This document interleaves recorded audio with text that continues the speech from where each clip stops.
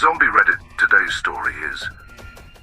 My mother abandoned us, returned out of convenience, and her new boyfriend threw away the mementos of my deceased father. On their wedding day, we made a decision that changed everything. During her university years, my mom got pregnant. Although she was dating my dad at the time, she didn't want to be a mother. After I was born, she ended her relationship with him and gave up her parental rights, leaving me completely in his care and not wanting to be more involved in my life. From that moment on, my dad became everything to me. He took sole responsibility for raising me, also with the great support of my grandparents. Honestly, thanks to all three of them, I never felt like I was missing something. My dad always showed me his love and was there for me. He made sure I felt loved and cared for. My grandparents were also extraordinary. Their warmth and kindness gave me so much affection that I never felt a void in my existence. The three of them were my real family. My mom never tried to find out about me. She never called or visited, nor did she show any interest in knowing about my life. This situation continued until I was 6 years old. By then, my dad had worked hard to get an excellent job in a prestigious company. We were able to leave my grandparents' house to start our independent life. We felt it was a new beginning for us. But suddenly, my mom decided to reappear. After being absent for years, she suddenly wanted to be part of our lives. She said she missed my dad and wanted to be part of our family. Honestly, I think many people in my situation would have been happy to have their mother back. But even as a child, I couldn't warm to her. Something about her made me uncomfortable, even though I didn't understand exactly why. I never understood what attracted my dad to her or why he forgave her so quickly. He seemed mesmerized, almost blinded by his feelings for her. If it had been up to me, I wouldn't have wanted to have anything to do with her. She always acted like she was an exceptional mother. From the beginning, she insisted that I call her by her name instead of mom or mother, especially when we were in public. I thought it made her look younger or closer. To me, it just seemed strange. As I grew older, her behavior became more uncomfortable. During high school, when I invited friends over, she would be overly friendly with everyone, particularly the boys. This was clearly abnormal, and I was embarrassed. I remember how many of my male friends confessed to being in love with her. I hated to hear that, but I couldn't blame them because my mother intentionally behaved inappropriately with them. She wore overly revealing clothes in their presence and always made flirty comments to them. Once, during my graduation party, some friends and I were by the pool. Suddenly, my mother appeared in a tiny bikini that barely covered anything. Then she lay down and asked one of my friends to apply sunscreen to her. My other friends started cheering and laughing. It was uncomfortable and completely humiliating for me. I remember intensely wishing that she would just go back inside and let me enjoy a quiet day with my friends. Whenever I tried to discuss these situations with my dad, he always played them down as if they were no big deal. It was frustrating because I could see clearly what was happening, but he either didn't perceive it or chose to ignore it. Deep down, I always knew that my mother didn't truly love him. She was with him for comfort and convenience. He represented stability, economic security, and complete devotion to her. She got everything she wanted from him, but I doubt she ever reciprocated with the same kind of love. When she became pregnant with my brother, another complicated situation arose. Initially, she was furious. She didn't want another baby, and she told my dad that she planned to have an abortion. She insisted that it would ruin his perfect body. They argued constantly about this issue, and it was difficult to be around them during that period. But finally, for reasons I will never fully understand, she changed her mind and decided to continue with the pregnancy. She went ahead, and for that, I am deeply grateful. My brother means everything to me. I cannot imagine my life without him, and despite everything else, I am glad he exists. Just as my mother was never there for me, she was also not there for my brother. It was always my dad and I who looked after him and made sure he was well taken care of. She was completely absent in any parental aspect. She never cooked for us, never cleaned up after us, and never shared family time. She didn't seem to care whether we lived or died, as long as she could continue to shop or go out with her friends, using our father's money on a daily basis. Because of all this, It was natural for my father, my brother, and I to develop a very close bond over time. We were a unit, our own little family within the larger household. We supported each other and understood each other in a way that she never could. Eventually, we just accepted that that was the way it was. My brother and I stopped expecting anything from her. We rarely had conversations with her or spent time together unless it was necessary. The only times we really saw her were when we visited my father after we had moved out of the house. Everything changed just a year ago when my father fell ill. After feeling unwell for some time, he underwent several tests, and the diagnosis we received was devastating. He had cancer. I can't even put into words how painful it was to hear that diagnosis. What followed was a long and exhausting process of treatments and chemotherapy. It was exhausting and heartbreaking to see him go through all this, but my brother and I were by his side every step of the way. My mother, on the other hand, was completely disconnected from the situation. She acted as if it wasn't important that her husband, the father of her children, was fighting cancer. She continued her life as normal. She kept up her usual routine of shopping and meeting friends. It was outrageous and deeply painful to see how little she cared. My brother and I did everything we could for my father, but her lack of support made the situation even more complicated. Despite all our efforts in the treatments, we finally lost him. My father passed away after months of fighting, and his loss has been incredibly painful for both my brother and me. I can't even begin to describe how much we miss him on a daily basis and how we would do anything to have him back. What makes the pain of losing our father even worse is the way our mother has acted since his death. For her, it seems that losing him was not significant. She has shown no real pain or sadness, no sign that she misses him. It is as if his death had not affected her at all, which is heartbreaking for me and my brother. Fortunately, my father was far-sighted and had planned his will, making sure that my brother and I would inherit his house. While my mother received the money from his bank account, when the will was read, she was furious that she did not receive the house. She felt entitled to it and made no secret of her anger. She even threatened to sue us, which was simply ridiculous. She thought she could intimidate us to get what she wanted. But after consulting with lawyers, she must have realized that she had no legal basis for doing so. Eventually, she calmed down and presented us with a petition. She wanted to stay in the house without paying rent. I immediately refused. I told her that if she wanted to live there, she would have to pay rent like any other tenant. My refusal caused a big argument between us. She accused me of being unnecessarily hard on her and claimed that I had always treated her unfairly for no good reason. She even tried to make me feel guilty, claiming that Dad would have wanted her to stay in the house without paying rent. I stood my ground and firmly told her that Dad was no longer here, and the house now belonged to my brother and me. It was no longer her decision. If she wanted to stay, she needed to pay. It was as simple as that. In the end, she reluctantly agreed to pay a minimal amount of rent. The truth is that my brother and I are doing well financially. We don't really need the money. So for us, this wasn't about the rent itself. We just wanted to make it clear to her that this was no longer her home, and we wanted to set boundaries. By creating a landlord-tenant agreement, we also made sure that if things ever got complicated in the future, we would have the legal right to evict her if necessary. Since Dad passed away, Mom has wasted no time in returning to her old ways. She started going out with men all the time, which honestly didn't surprise us at all. That's just how it's always been. But 2 months ago, she introduced us to someone new, Jason. Jason is about our age, and to say that it's disgusting to see our mother dating someone much younger than her would be an understatement. The whole situation is awkward and strange. For reasons we don't fully understand, Jason seems to hate my brother and me. He's been openly hostile towards us from the start, and it's only gotten worse over time.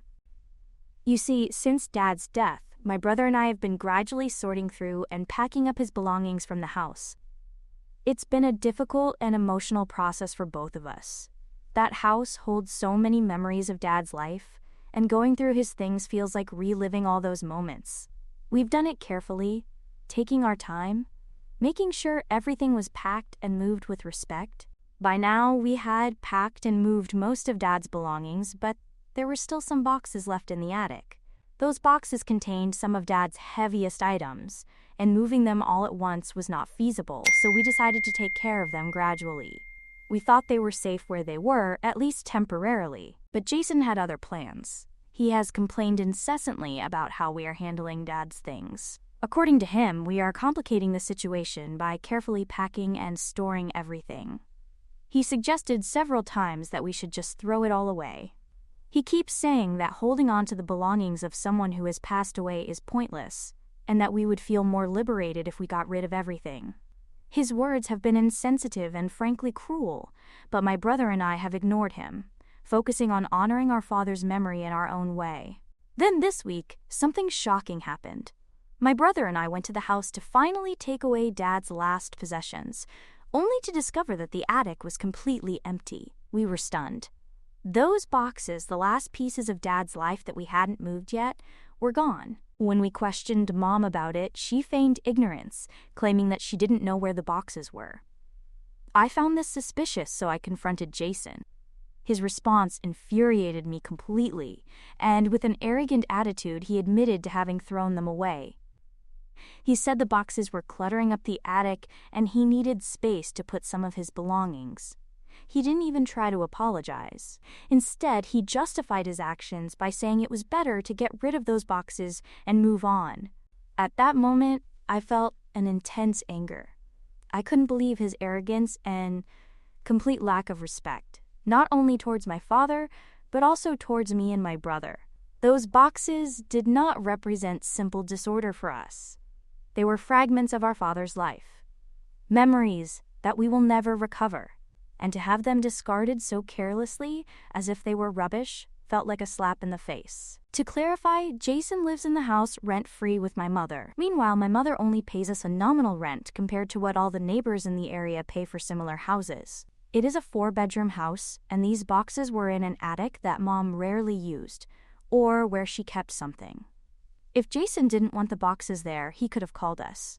My brother and I would have gone immediately to remove the boxes ourselves. Jason definitely didn't need to throw those boxes away. Mom could have warned us too. By now, it was clear that Jason deliberately threw away Dad's things out of spite. He didn't care how much those objects meant to us or the memories they held. I yelled at Jason, demanding to know why he had done something so cruel. My brother, equally enraged, approached Jason menacingly and threatened to hit him. Jason's smug expression almost immediately disappeared. For the first time, Jason really seemed scared. He began to back away, but continued to talk, insisting that he had personally checked the boxes and determined that they contained only junk, not worth keeping. His audacity infuriated me. Who was he to decide what constituted rubbish and what didn't? Those things belonged to our father. What made the situation worse was when my mother intervened to defend him. Until that moment, she had feigned ignorance about the situation. She pretended innocence, pretending to be unaware that the boxes had disappeared. But when Jason started to feel pressured, she stepped in to back him up. She tried to justify his actions, claiming that what Jason did was completely reasonable. According to her, Jason wasn't acting maliciously, he was just worried about us. She had the audacity to say that Jason threw away Dad's belongings out of kindness, claiming that he only did it to help us speed up our grieving process. Hearing her say that was disrespectful, not just to us. It was disrespectful to my father's memory. I told my mother, enraged and full of frustration, that neither she nor Jason had the right to decide how my brother and I should process our grief. We had just lost our father, someone who meant everything to us, and it was completely normal that we needed time to come to terms with that loss. Even if those boxes contained what they considered to be junk, it was not their place to throw them away without consulting us first. Where was their compassion? My words did not seem to affect her. On the contrary, my mother scoffed and completely dismissed my feelings. She told me I was exactly like my father, as if that were some kind of insult. She said it was infuriating how I could never let anything go. It was as if she blamed me for cherishing the things that connected me to Dad, objects that held memories of him. She accused my brother and me of being childish and sentimental, and insisted that we needed to move on. Her words were deeply hurtful. At that point, my brother had reached his limit. He looked directly at her and told her that if Dad hadn't married her, he would have cut her out of his life a long time ago. I had never seen him so angry, and honestly, I don't blame him. Jason and Mom continued to try to argue, but knowing that the conversation was not progressing, I decided to retreat with my brother before the situation escalated further. Since then, we have been outraged with Mom. We feel stripped, deprived of the last pieces of my father's life, deprived of the opportunity to decide what to do with those belongings, deprived of a sense of closure, as if all this were not enough. My mother has been constantly messaging us ever since. She has mentioned how Jason feels emasculated by the way my brother and I confronted him. She claims we were overly aggressive, that we made him feel insignificant and humiliated. Now she insists we owe Jason an apology for our behavior. So Reddit, Sile? Update 1. A week has passed since my post, during which time my brother and I have been furious and evaluating our options regarding what happened, considering whether to take legal action against our mother and Jason for throwing away the boxes. We are also aware of the enormous effort that this would represent. We have been analyzing alternatives, trying to find the best solution without generating more chaos in our lives, since at the end of the day, we are still grieving the loss of Dad. And then, out of the blue, my mother announced that she was getting married to Jason. Yes, you read that correctly. Our mother has decided to marry the man who disrespected us, disrespected our father, and showed no remorse for throwing away his belongings. She didn't even have the courtesy to inform us directly. Instead, she made her big announcement on Facebook for everyone to see. Her post contained multiple photographs of her and Jason being very affectionate, showing off his engagement ring as the protagonist of some romantic story. In the description, she enthusiastically expressed how no man had ever made her feel the way Jason did, and how he had made her happier than ever before. The most painful part was that she added that she wished she had met him sooner. Her words feel like a deliberate insult to my father's memory. How can she behave so inconsiderately, so happily, as if Dad hadn't passed away barely a year ago? How can she write such things? She is consciously insulting Dad in the most public way possible, and it is repulsive. Predictably, everyone is shocked and outraged. My grandparents, who have always been the most loving and understanding people in our lives, are absolutely furious. They see her actions as a blatant disrespect to my father's memory. And they are right. My mother is currently flaunting her new relationship in the most insensitive way imaginable. Update 2. It's been 2 weeks since my last update, and for those who suggested we sue our mother and Jason for throwing away the boxes, we have decided not to. Not because we condone their actions, not at all, but because the legal process seems more problematic than it is worth emotionally and practically. Instead, my brother and I have made a clear decision. We are going to throw them out of the house. We plan to give my mother and Jason a formal 1-month notice to vacate. Once they have left, we will rent the property to someone else at a much more reasonable price, something closer to its real value.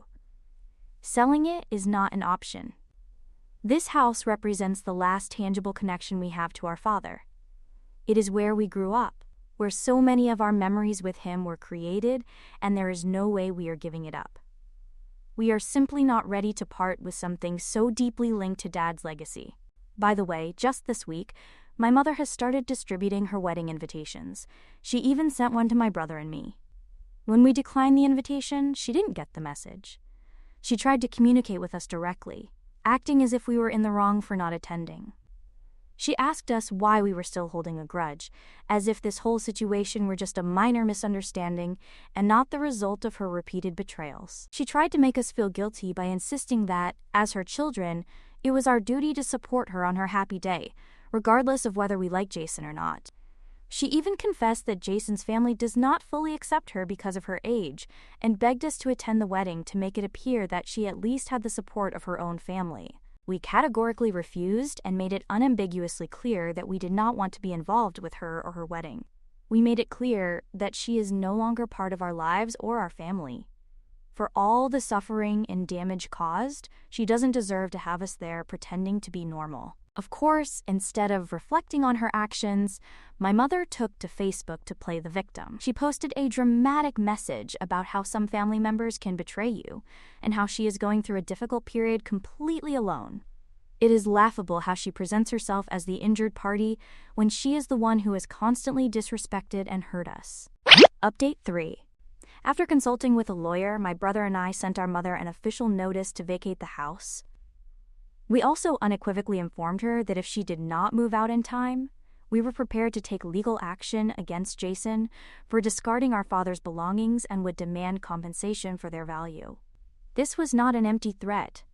We are determined to hold them accountable for their actions. Predictably, my mother reacted negatively to this news. She called us again, crying and furious, accusing us of being cruel and unforgiving. She told us that we had no right to throw her and Jason out of the house, and complained that she enjoyed living in such a spacious residence. It was almost comical, as if she expected us to ignore all her actions simply because she is comfortable living there. But my brother and I stood our ground. We reiterated our position and made it clear that if she did not comply, we would not hesitate to take the matter to court. On top of all this, my mother is furious that no one in the family is planning to attend her wedding. She blames us for turning everyone against her, which in a way might be partly true. I have been very transparent about what Jason did with my father's belongings and how disrespectful they both have been. To anyone who has asked me about it, I have given the full story, and, understandably, people are outraged by it.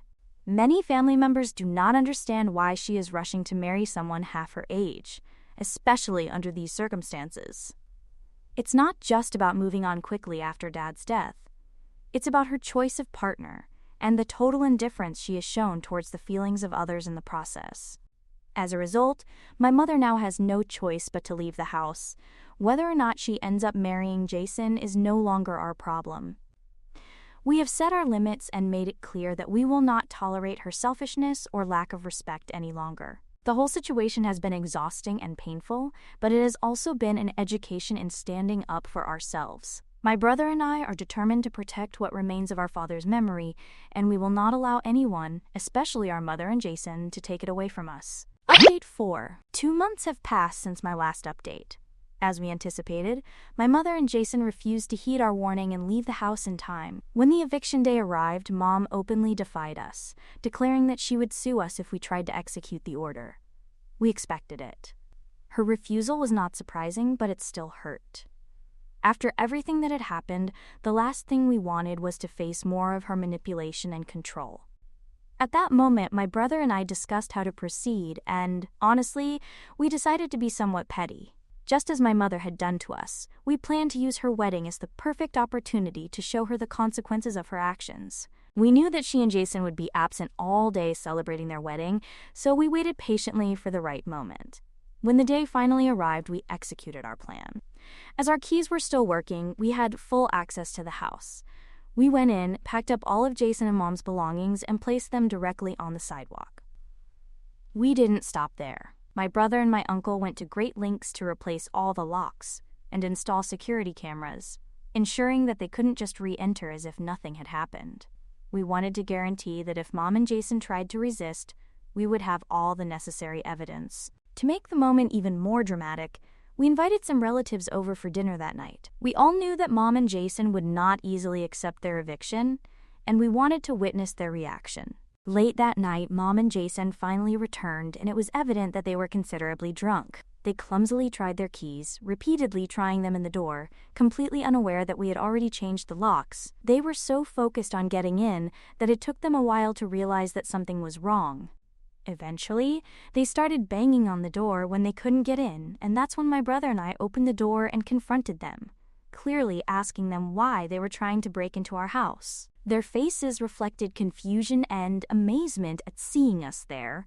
My mother immediately started to argue, demanding to know why we were there and why we had changed the locks. But before any of us could continue, my grandfather, who was with us, intervened. He emphatically reminded him that this was our house, not his, and that we had already given him adequate notice to vacate. He made it absolutely clear that they no longer had any right to remain there. Jason predictably tried to force his way in and continue the argument. He was furious. His face was red with anger as he tried to defend his right to live there, but my brother would not allow it.